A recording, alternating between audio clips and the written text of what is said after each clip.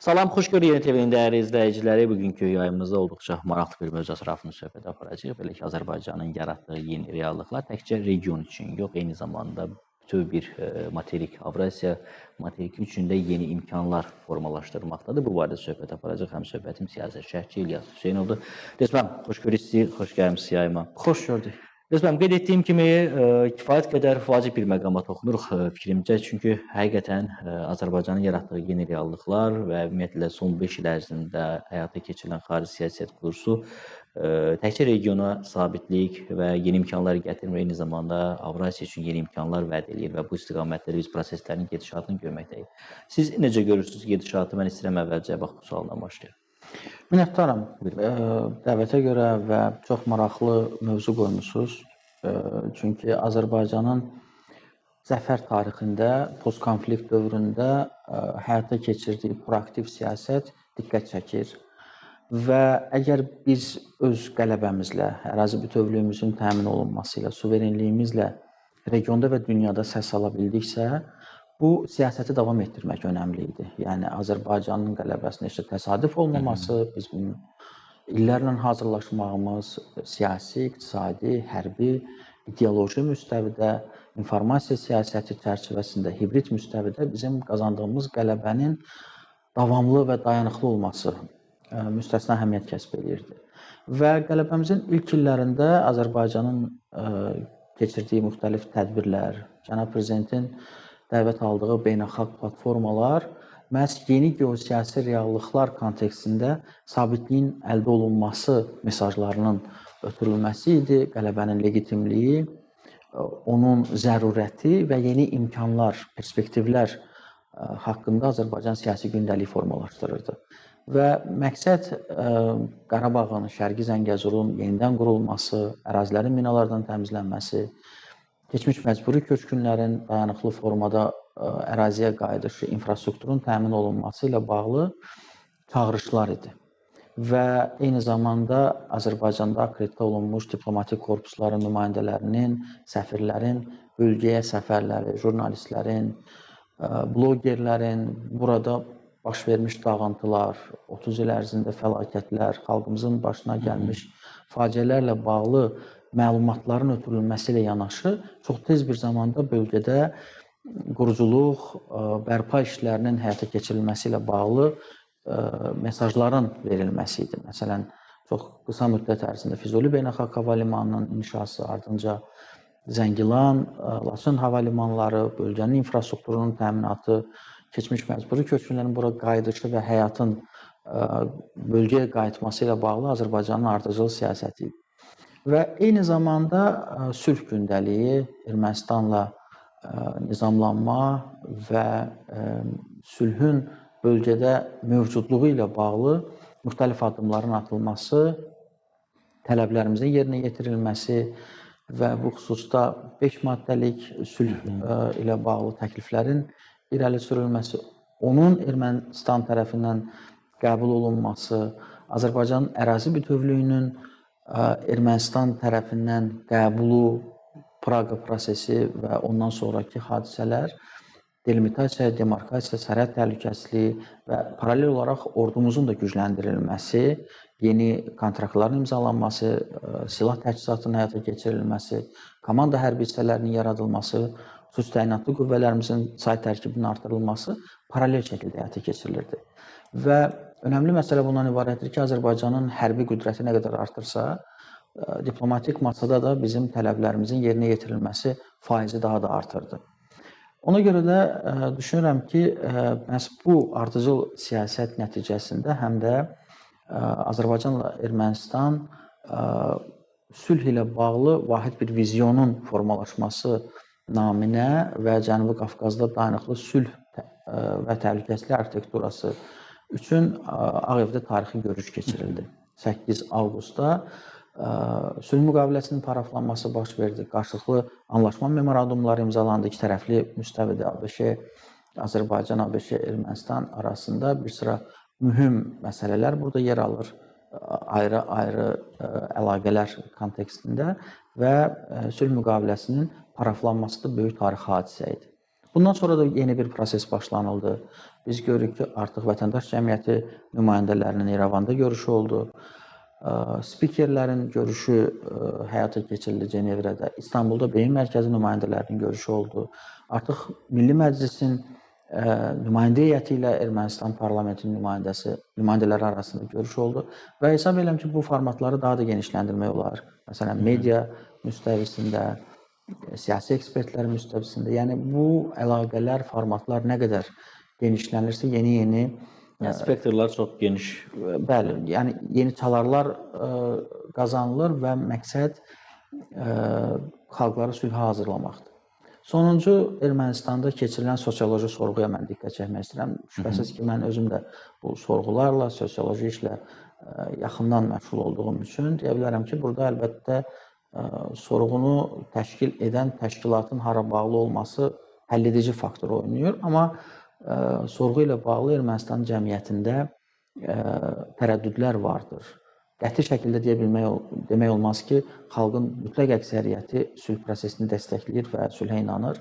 Eyni zamanda Amerika Birləşmiş Ştatlarının vasitəçiliyi ilə sülhün əldə olunması, sülhün yaradıcılığına skeptik yanaşma da vardır. İndi mən faizləri səsləndirmək istəmirəm, amma çalışmaq lazımdır ki, Ermənistan cəmiyyətinin də sülhə daha açıq, aydın, şəffaf münasibəti yaransın.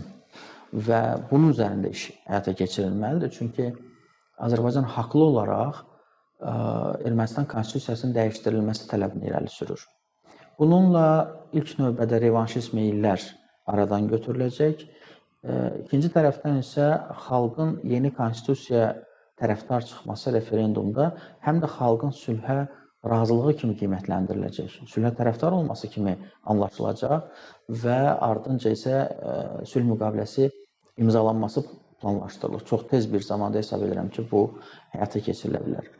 Eyni zamanda Ermənistan özü də daxili, ictimai, siyasi bir böhranla üz-üzədir deyə bilərik.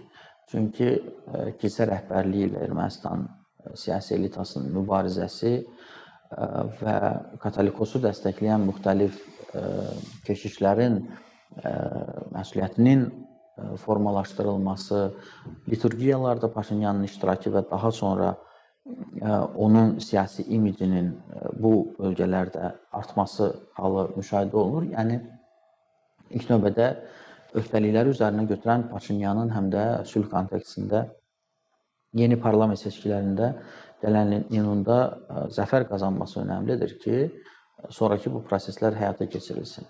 Və ABŞ-nin regiondakı roluna biz nəzər salanda əlbəttə, mütləq şəkildə buna diqqət yetirmək lazımdır. Siz də qeyd etdiniz, əslində 8 avqustdan sonraki dövr yeni bir mərhələ kimi qiymətləndirilə bilər. Doğrudur və biz elə təmasların qurulmasında da deyə bilərik ki, əvvəlki dövrdə Azərbaycanla ABŞ arasında bu cür sıx təmaslar yox idi. Və bunun da əsas günahı elə Vaşinqtonun administrasiyasında idi. Biden-Blinken cütlüyünün qərəzli münasibəti və erməni lobbisinin sanki siyasi girovuna çevrilmişdilər və bu da Azərbaycan-ABŞ münasibətlərinə təsir göstərirdi. Çünki əvvəlki administrasiyalarda, hətta demokratlar və respublikaçılar dövründə də deyə bilərəm ki, ABŞ-Azərbaycan münasibətləri strateji əhəmiyyət daşıyırdı. Düzdür, demokratlar dövründə bir qədər münasibətlərdə gərginliklər müşahidə olunurdu, amma Trumpın birinci kadensiyası dövründə münasibətlərdə olan dinamik inkişaf, yeni şahə əhatə etməsi bu münasibətlərdə pozitivizmi göstərirdi. Yəni, terrorçuluqla mübarizə, transmilli cinayətkarlıqla mübarizə, enerji təhlükəsizliyi məsələləri, iqtisadi, siyasi müstəvidə olan əlaqələrin inkişaf trayektoriyası ümid verirdi ki, ABŞ-Azərbaycan münasibətlərini müəyyən bir mərhələyə gətirmək mümkündür. Və cənab prezidentin xatırlayırsa Şuşa forumunda ABŞ-dəki seçkidən öncə çox prinsipial və qəti mövqeyi, diplomatik dildə verilmiş mühüm mesajlar, hətta demokratların administrasiyası vaxtında xüsusi bir vəziyyəti formalaşdırdı və ardınca Trumpın seçilməsi, eləcə də yeni bir mərhələnin başlanması üçün siyasi iradənin ortaya qoyulması ABŞ-Azərbaycan münasibətlərində çevikliyi, dinamikliyi formalaşdırdı və şübhəsiz ki, Vaşinqton görüş çərçivəsində həm də simvolik jestlərin edilməsi, məsələn, Ağ Evin simvolik açarının cənab prezidentə təqdimatı bu xüsusi siyasi çəkiyə malik olan addımlardır. Bunun diplomatik dillə mənası çox böyükdür. Çünki bu açar hər bir siyasi şəxsə və yaxud biznesmenə Amerika Birləşmiş Ştatlarının qaydaları çərçivəsində verilmir. Ona görə də hesab edirəm ki, burada ikitərəfli müstəvidə də qarşılıqlı anlaşma memorandumunun biz mətninə nəzər salanda deyə bilərik ki, ticarət, tranzit, logistika, süni intellekt, bir çox məsələlərdə strateji yaxınlaşma var bu məqamları qeyd edə bilərik. Yəni. Və hətta deyə bilərəm ki, baxmayaraq ki, 907-ci düzəlişin Azadlığı Müdafiə Aktının Sovet məkanında Azərbaycana qarşı qərəzli münasibəti var idi və bu da münasibətlərdə tormozlayıcı məqam idi. Çünki onun qəbulu həm də Azərbaycan torpaqlarının işğalı dönəminə təsadüf edir. 92-ci ilə bir tərəfdən Azərbaycan yardımlardan məhrum olur, ikinci tərəfdə bu siyasi bir təsir alətidir.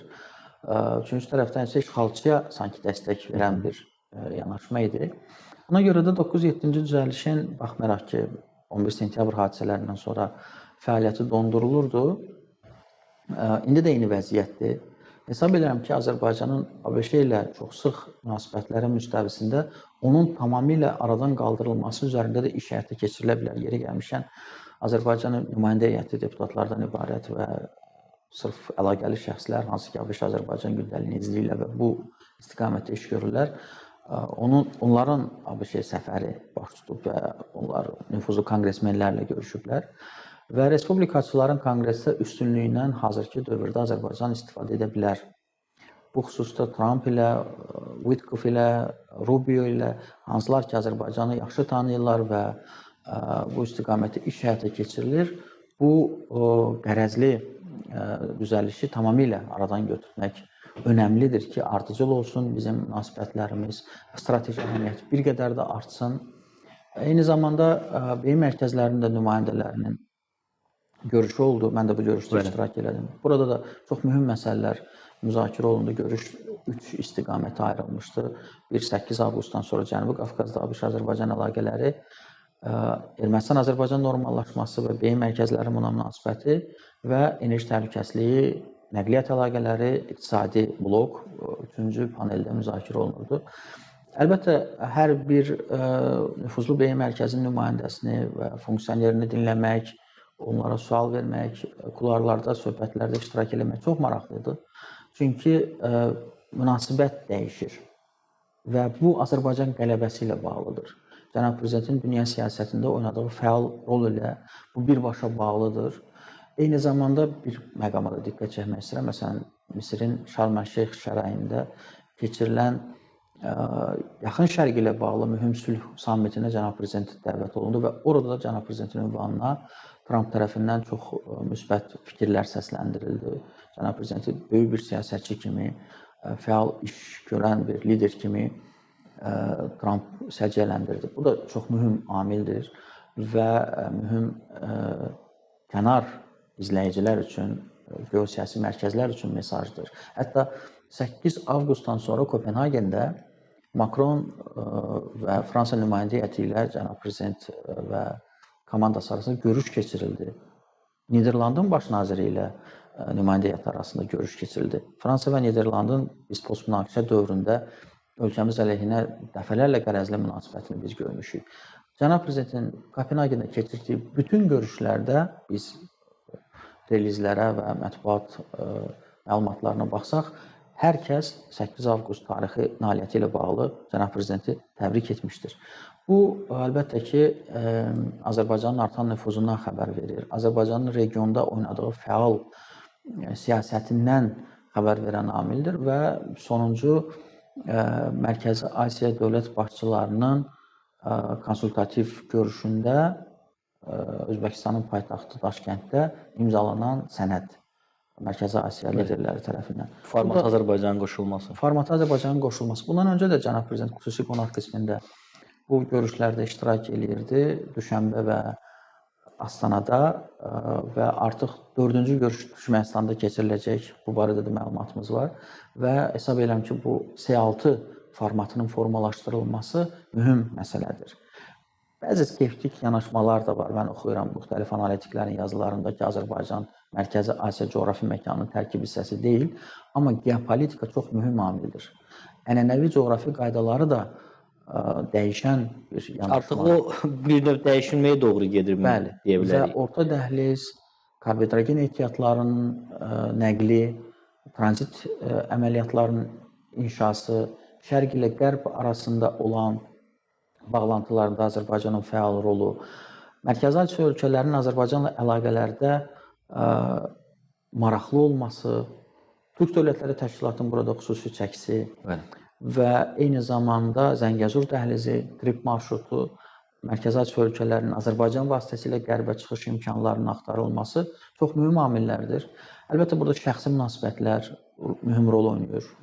Xüsusilə mən Şavkat Mirziyoyevi, Tokayevi, Sadır Japarovu qeyd etmək istəyirəm.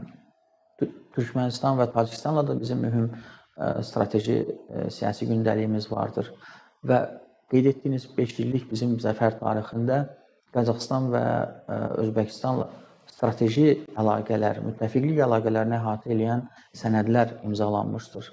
Özbəkistanla imzalanan hətta strateji münasibətlər haqqında müqavilədir. Bu, beynəlxalq münasibətlərdə, beynəlxalq hüquqda ən yüksək dövlətlərarası sənəd hesab olunur və onun paraflanması parlamentlər tərəfindən də çox önəmli bir məsələdir.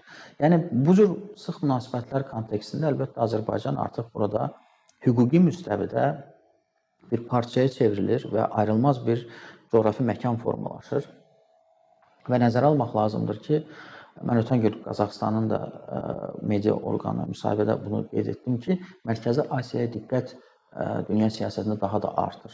Çünki C5 formatında müxtəlif əlaqələr formalaşdırılır. C5 üstə gəl Rusiya, C5 üstə gəl Çin, C5 üstə gəl Avropa İttifaqı və C5 üstə gəl ABŞ. Yeri gəlmişkən, Daşkənddə keçirilən görüşdən öncə hər 5 ölkənin rəhbəri, Mərkəzi Asiya liderləri Vaşinqtonda Trumpla görüş keçirmişdir.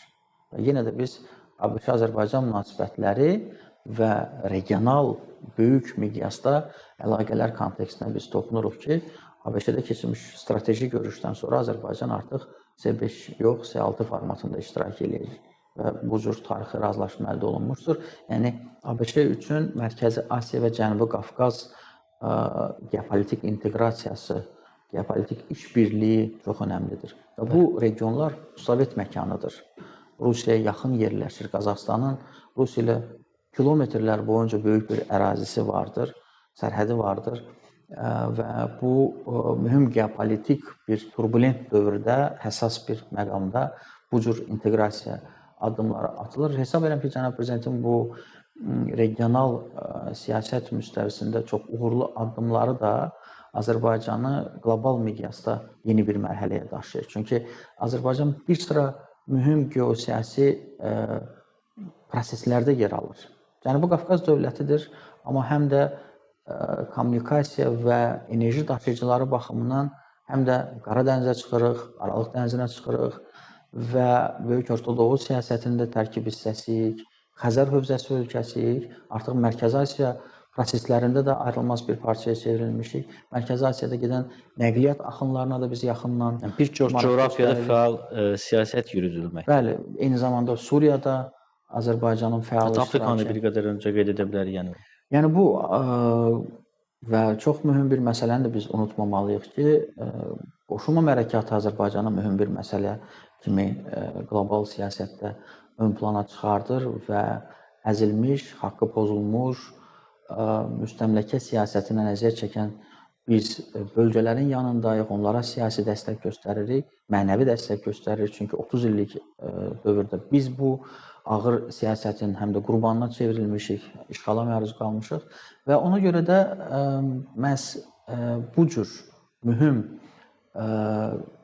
çətin geostrateji bölgəyə sahib olmağımıza rəğmən yürüdülən siyasət uğurludur. Hesab edirəm ki, həm də trip marşrutu müstəvisində artıq təmasların genişlənməsi, dövlət katibinin siyasi məsələlər üzrə müavininin Ermənistana və Azərbaycana səfər etməsi həm də bu cür məsləhətləri genişləndirir. Bir özümün subyektiv yanaşmam bundan ibarətdir ki, ABŞ Azərbaycana və ümumiyyətlə bölgəyə daha geniş həcmdə investisiyalar yatırmalıdır ki, maraqlar qalıcı və dayanıqlı olsun.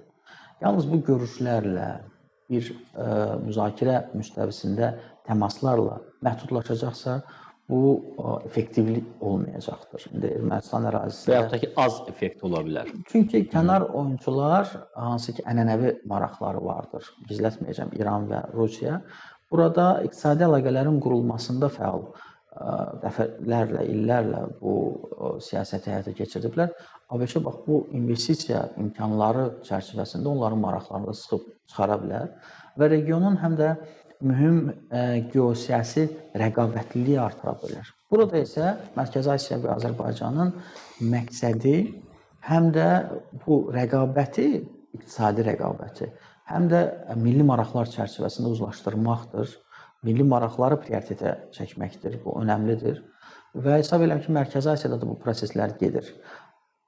Su hövzələri uğrunda mübarizə, quraqlıq, su çatışmazlığı, sərhəd problemləri, Mərkəzi Asiyada separatizm və bu kimi ekstremizm meylləri, terrorçuluq halları və bir sıra problemlər vardır. Biz Mərkəzi Asiyanı yaxından tanıdıqca burada nə qədər problemlərin olduğunu da özümüz üçün aşkar edirik. Açıq deyək ki, Azərbaycanın ekspert məkanında da Mərkəzi Asiyanı dərindən bilən o qədər bizim mütəxəssislərimiz yoxdur. Biz yavaş-yavaş regionları öyrənirik, region üzərində siyasətin həyata keçirilməsi üçün təkliflər irəli sürürük və məhz bu qarşılıqlı əlaqə əlbəttə bizim gücümüzü artırır, imkanlarımızı artırır, boşluqları, riskləri, perspektivləri öyrənirik və bunun üzərində artıq siyasət də biz görürük ki, uğur qazanır. Əlbəttə.